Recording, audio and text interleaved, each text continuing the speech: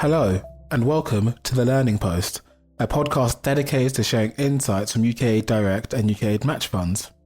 My name is Chinedu Okonkwo. I am a grants officer for UK Direct and UK Match, as well as your host for this episode. In this episode, we speak to Laura Spilsbury, Operations Manager and Safeguarding Lead for UK Direct and UK Match, about some key elements of FCDO's safeguarding policy and good examples from across the portfolio. Thanks for joining us today, Laura. My first question is, what are some key aspects of FCDO's safeguarding policies, and what is the expectation on the UK Match and UK Direct grant holders? So ultimately, FCDO want to ensure that anyone they partner with, including grant holders, have in place effective measures that enable their organisations to prevent and respond to safeguarding incidents, particularly those related to sexual exploitation and abuse and sexual harassment. Now, FCDO expects grant holders to meet its enhanced safeguarding standards, and these standards cover 6 pillars, which include safeguarding, whistleblowing, human resource, code of conduct, risk management, and governance and accountability. Now, I won't go into the standards or the pillars in too much detail, and they're widely available on the gov.uk website. However, to touch on what we expect from grant holders, it's to ensure that first and foremost, they meet the minimum safeguarding standards. And this is something that we assess at due diligence stage and prior to grant setup. Crucially, it's then about ensuring that they have in place at project level strong safeguarding measures that will help to prevent a safeguarding incident from occurring in the first place. So safe recruitment measures, thorough project and organisational risk management, a strong code of conduct, to name a few kind of strong safeguarding measures. It's then also about ensuring that staff understand safeguarding and the organisation's and projects' approach to safeguarding. So providing regular and thorough training to staff that goes beyond simply talking them through the safeguarding policy, but also focuses on what the organisation's approach and the project's approach is around safeguarding.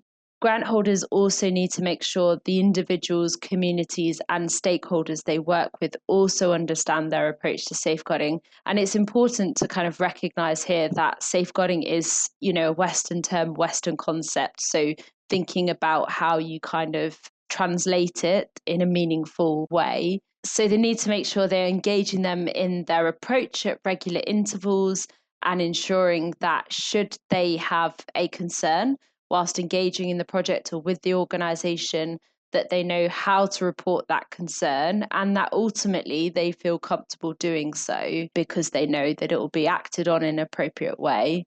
Finally, I think grant holders should be creating a culture within their organisation which champions safeguarding, ensures it's at the forefront of staff and stakeholders' mind, and that individuals, as I said, feel comfortable raising concern, knowing that it will be dealt with in an appropriate manner. So they're the kind of things that we're expecting from grant holders.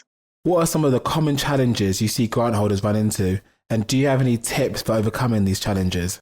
No grant holder is immune from a safeguarding incident occurring, and FCDO won't penalise grant holders for incidents that occur. And I think it's really important to note this. A lot can be learned from the lessons that grant holders have noted following incidents, particularly in terms of those kind of common gaps or weaknesses that have been identified. And I think it's helpful to kind of note a few of these.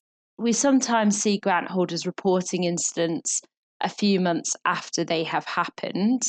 They should be reported straight away as soon as they become aware of them. And there can be a variety of reasons for the delay. However, kind of common reasons are that reporting mechanisms in place are weak. So perhaps an individual doesn't know how to raise a concern and then doesn't, do so until after it has happened. It's really important to acknowledge the power dynamics that exist in the work that we do. So it could be the dynamics between someone and their manager, or it could be the power dynamics between a beneficiary and field staff member. If there is a delay in reporting, it may be because of the power dynamics and a weaker safeguarding culture, which means individuals haven't felt comfortable coming forward and raising a concern. And it's really important that a strong culture is championed from the trustee and senior leadership level down to kind of project level staff, and that everyone understands how to report a concern and knows that it will be dealt with in an appropriate manner. And on that, grant holders should be considering the type of reporting mechanisms they have in place and whether they're accessible for all. So it's no good just having, a suggestion box where people are required to write down their concern if you're working with primarily beneficiaries who are highly illiterate, or having a mobile phone hotline as your primary kind of reporting mechanism if you're working with beneficiaries who many of whom don't have access to a mobile phone. So they should ensure that there are a variety of mechanisms to report concerns. At times, incidents have occurred due to poor project design as well, or failure to kind of consider key safeguarding risks before kind of implementation. So prior to designing a project, it's really important that thought is given to potential safeguarding risks and appropriate mitigation actions put in place. At the project design stage, grant holders should include field level staff and the wider team, potentially even their stakeholders, so that all feel engaged in ensuring that the project is designed in a way to prevent and respond to safeguarding incidents. And from that point, it's then about proactive management of safeguarding risks at the project level. So the project level risk register should be regularly reviewed, and it should always include the key safeguarding risks. To be honest, there are lots of challenges that grant holders face, but hopefully that gives a bit of a flavour of some of the key ones. Are there any examples of innovative thinking around safeguarding that you would like to highlight? We have some fantastic examples of management of safeguarding across both the UK Direct and UK Match portfolio. We've especially kind of seen this during COVID-19, where there's undoubtedly been an increased risk around safeguarding, particularly during, periods of lockdown or when grant holders haven't been able to deliver their projects in the same way or kind of engage with their beneficiaries. One of our grant holders who work with vulnerable women and girls recognised the increased risk around gender-based violence during lockdown. So they created infomercials which were played on the radio, encouraging community members to be vigilant around gender-based and domestic violence. They also kind of mapped out the key services that were available, so that if one of their beneficiaries did come forward and say that they've been a victim of, say, domestic violence, they would obviously, make sure that they safeguarded that individual, but they would already have the services mapped out that they could refer them to, and so that they could kind of react quite quickly. Another grant holder whose project supports children with disabilities and their carers, they created safeguarding resources, which included a video which was loaded onto tablets that they gave out to their beneficiaries. And that it was to ensure that their safeguarding approach and a message was accessible to particularly the parents of children with complex disabilities. And some of it was about, ensuring that they understood, the reporting mechanisms, but also that they could kind of spot, any concerns or signs that there may be something not quite right, and that they knew kind of how to raise that.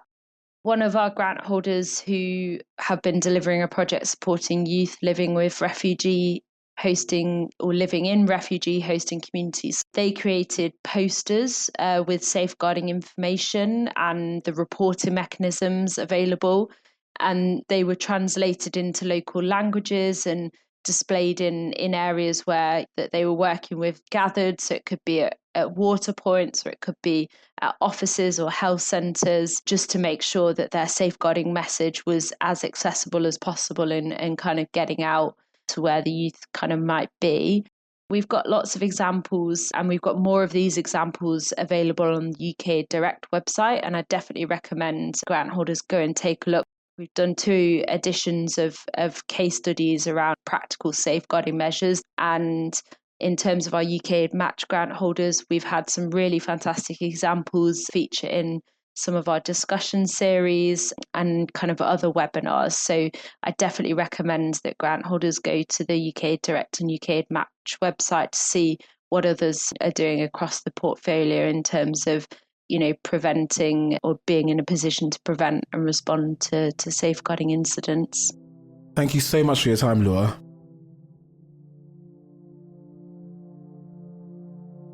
To find more examples of good safeguarding practice, head over to the Learning and Resources section of the UK Direct website at ukdirect.org/learning.